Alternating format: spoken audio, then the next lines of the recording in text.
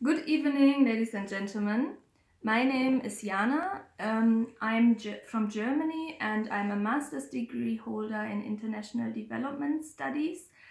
In the past, I've been working in several African countries, and right now I'm back in Germany, and I'm speaking to you today because I would like to make a few comments on the recent debates around Avram Ben Moshe and the liberalization of the mind and liberalization from religious, extremist religious beliefs. Do I come to this? How do I know about it? Well, I've been married to a Ghanaian man for the past 4 years now. We have known each other even much longer. And he used to be a die-hard Christian. He used to go to church, he used to pray at home, he used to pray loudly, he used to try to convince me, my friends, my family to be better Christians, or let me say, more extreme Christians. He consulted various prophets. He spent a large amount of money on personal consultation with prophets until about 6 months ago. And how did this come to be? Why did he stop? It was because he saw a video by a man, Avram Ben Moshe, online on Facebook or YouTube. I don't even know, but I know that day he ran to my desk and was like, "Darling, have you read the Bible?" And I said, "Yes, of course, I've read the Bible.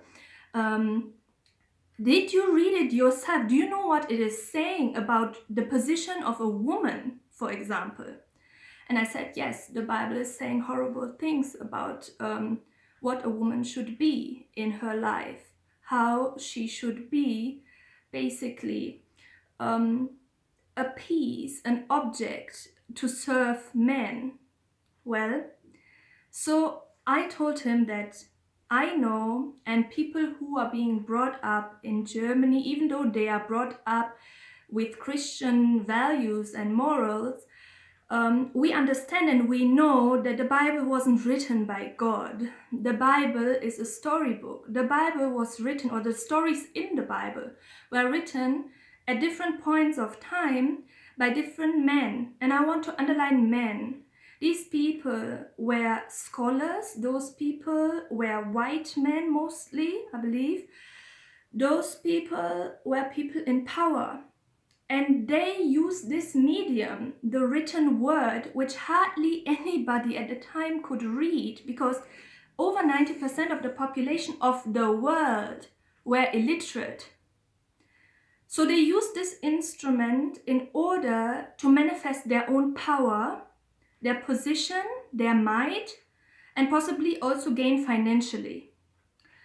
And to a certain extent, if you are illiterate today, or your parents or somebody in your family, but they believe, then they are just following the word say of another person who says he or she has read the Bible.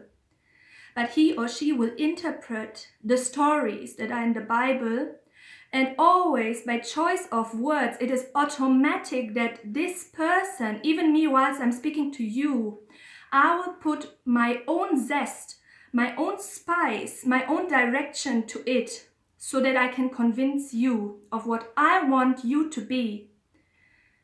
Let me put it right down. If you want to follow a so-called prophet in Ghana, this person, whether female or male, will put the twist to the story that you are going to ask for consult and spend most money for his consult or her consult. And what is this money used for?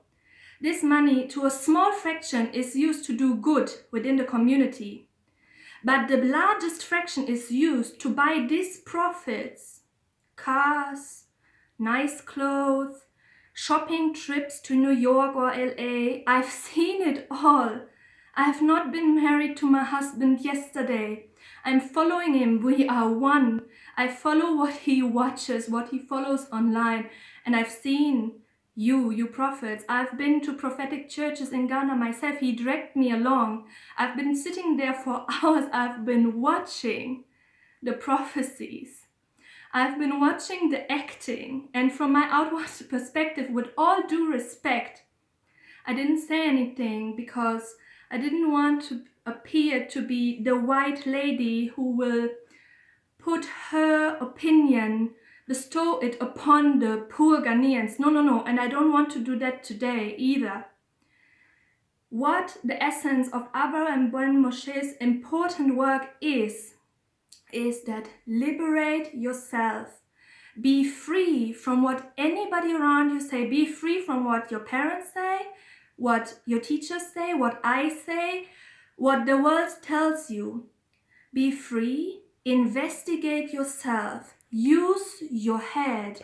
Use what God has given you, a so-called God, a spirit, the energy up above that you might believe in. Use what is inside here.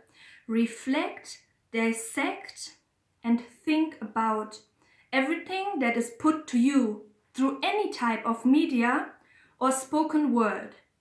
Take it, analyze it, and put it together again and form your very own opinion.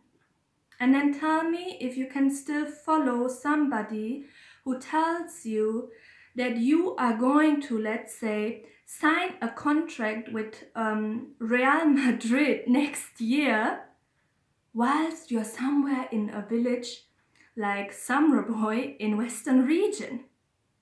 Is that truly realistic? Let me just put that as an example.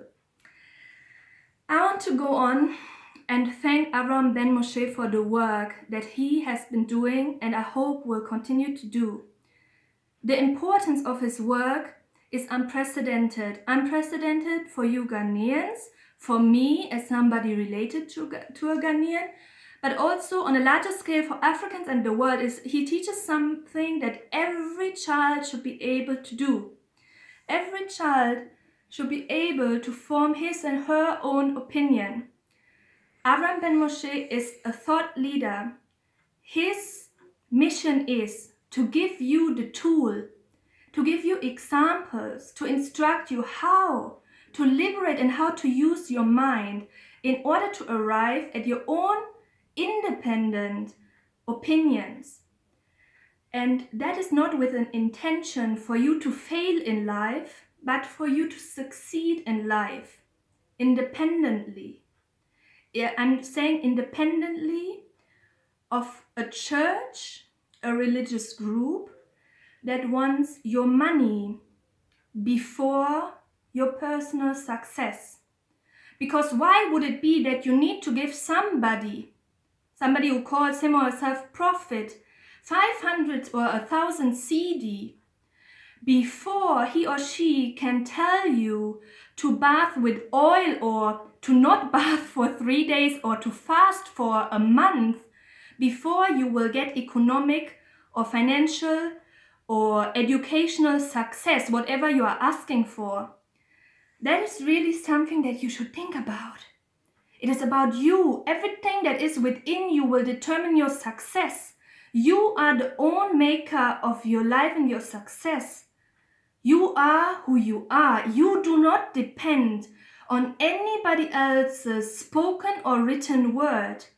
Spoken or written word is an input, something that you take on, you reflect, and you for yourself take and decide, this part of this person's speech made sense to me and I like it and I will take something from it.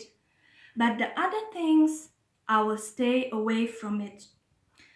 So this ownership over your own reflection and your own personal change is something Abraham Ben Moshe has brought to you maybe from somebody else, you got it from somebody else, or you've arrived at it on your own. Why didn't I come to speak earlier to you? Why today, December 7th? Well, it is because a few days ago, Abraham Ben Moshe went quiet over a dispute with his friend, Mr. Osu Pemba.